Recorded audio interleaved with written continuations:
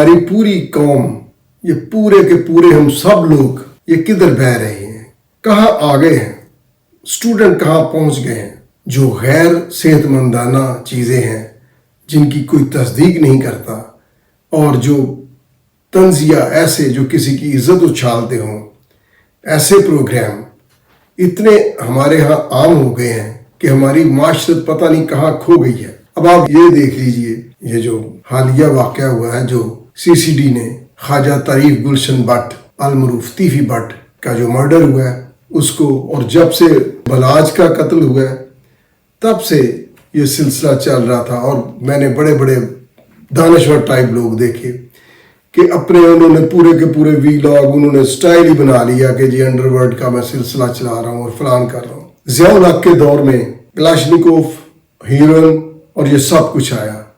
उजरती कातिलों की तो ऐसे थी जैसे बाहर आ गई हो। मुझे याद है कि मैंने वकालत अभी शुरू की थी, यंग लॉयर ऑर्गेनाइजेशन का मैं प्रेसिडेंट था और MRD गुजरांवाला का मैं कन्वीनर था, और मेरी उम्र 21-22 साल थी। परवेज साले मरकजी कन्वीनर थे। तो मैंने कहा यार ये एक बंदा गया है, तो उसने मेरे दोस्त से कहा, वो भी वकील है, हम कोई 300-400 वकला थे जो यंग थे, अब तो सब सीनियर हो चुके हैं। तो उसने कहा ये कह रहा है मंदा बहुत है। मैंने कहा क्या हुआ? वो कहने लगा ये उजरती कातिल है। ये 25 साल पुरानी या उस वक्त की बात है जब वकालत शुरू की थी। तो गोया ये खून लग जाता है मुंह को, ये कारोबार बन जाता है। फिर क्या होता है? फिर ये बात इदारों में भी आ जाती है, वो भी कहते हैं कि कोई काम नहीं आया।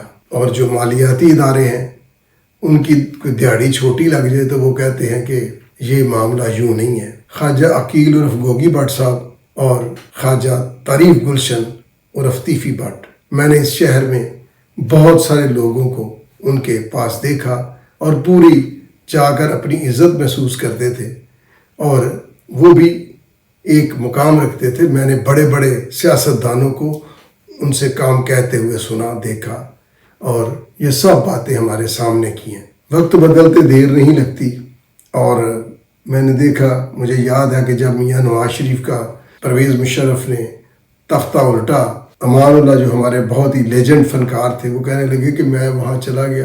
तो मैंने कहा जी मैंने तो मियाँ साहब से मिलना है, तो किसी ने मिलने ना दिया।